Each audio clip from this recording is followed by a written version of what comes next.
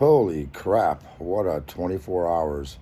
All right, let me see if I can summarize real quickly what happened here. First, as you know, the whole reason, the whole purpose for attacking Iran, or the excuse, was that they're building a nuclear weapon. They were very close to completing a nuclear weapon, and we had to stop it. So we let Israel go in, and they initially started the attack. We joined it. We dropped some bunker busters to ostensibly destroy their nuclear capabilities. And once that happened, Trump decided that's it, it's over. He goes on Truth Social and he basically announces that there's a ceasefire. He did this unilaterally. Apparently, he had some contact with Iran, who were more than happy for a ceasefire. And he was kind of telling Israel, who was really not happy with the ceasefire, that that's it, it's over. We accomplished our goal. We've stopped Iran from developing their nuclear weapons, and that's all we wanted to accomplish. And now Bibi Netanyahu is pissed. He wanted so bad to go in there. He thought he had us with him, and that we were going to just annihilate Iran and do a regime change.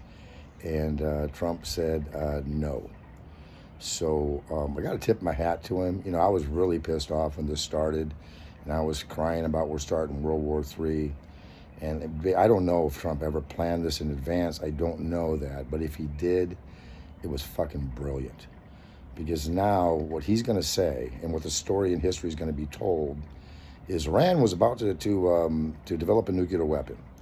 And we went in there and we blew their ability to develop this weapon to smithereens, and without a single American life being lost. And he's going to say that, look, at feckless Obama and Biden and all these presidents before him have been whining and crying about how do we stop Iran from getting a nuclear weapon and trying to negotiate. And he just went in there and got it done.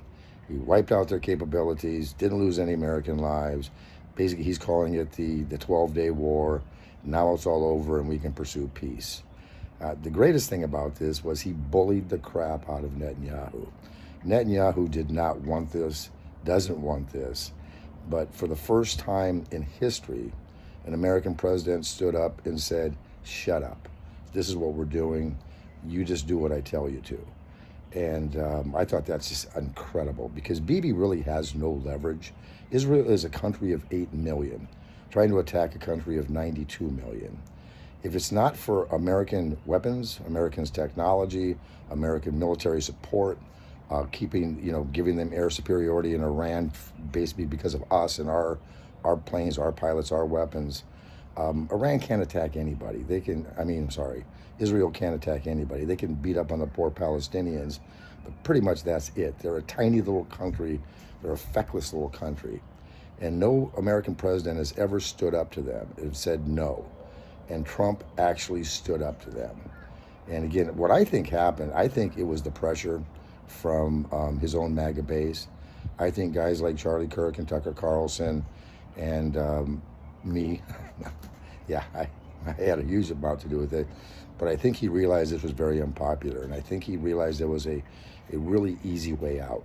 Just claim that we accomplished our goal, that we wiped out their nuclear capabilities, and that was what we wanted to do, and that's what we did. Now, in reality, they weren't working on a nuclear weapon. They just weren't.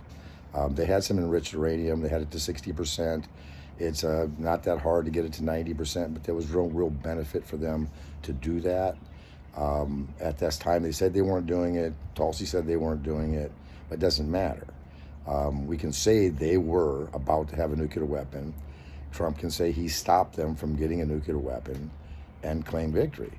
And so again, right now, he turned a horrible situation, a situation where I really honestly thought we were on the brink of just completely destabilizing the Middle East and possibly turning this into a much larger conflict. And he just did an about face. He turned around. He saw an out. He saw a way to end this, and with him being the hero, and he took it. And I'm going to give Trump credit for a lot of things, to be honest, this morning. And one of those things is that he is capable of changing his mind. He does listen to his base like most politicians don't. He knows how to read a room. Same thing happened with tariffs, right? When he was talking about the tariffs and, 90%, 50%, and when he realized that this was really unpopular, boom, he turned it around. Now, he never really admits he was wrong. He says this is the plan all along, but that's fine. The fact is, he does listen to his base, and he does change his mind when he realizes that the decisions he's made are not popular, are not going the way he wanted them to. Now, the greatest winner in this is absolutely Trump. The greatest loser in this is Bibi Netanyahu, because he just got punked. Trump, I'm going to play you real quickly. This is a long video, and I don't give a shit. You don't want to watch it, don't watch it. But this is Trump. Now, what had happened was there was some violations to the ceasefire that he had announced on True Social. And so this morning, Bibi was sending a bunch of planes into Iran to further attack them. And here, let me listen to this part. Yeah, I do. They violated it, but Israel violated it too. Israel, as soon as we made the deal, they came out and they dropped a load of bombs, the likes of which I've never seen before. The biggest load that we've seen. I'm not happy with Israel. You know, when I say, okay, now you have 12 hours, you don't go out in the first hour and just drop everything you have on them. So I'm not happy with them. I'm not happy with Iran either. But I'm really unhappy if Israel's going out this morning because the one rocket that didn't land, that was shot, perhaps by mistake, that didn't land. I'm not happy about that. You know what? We basically have two countries that have been fighting so long and so hard that they don't know what the fuck they're doing. Do you understand that?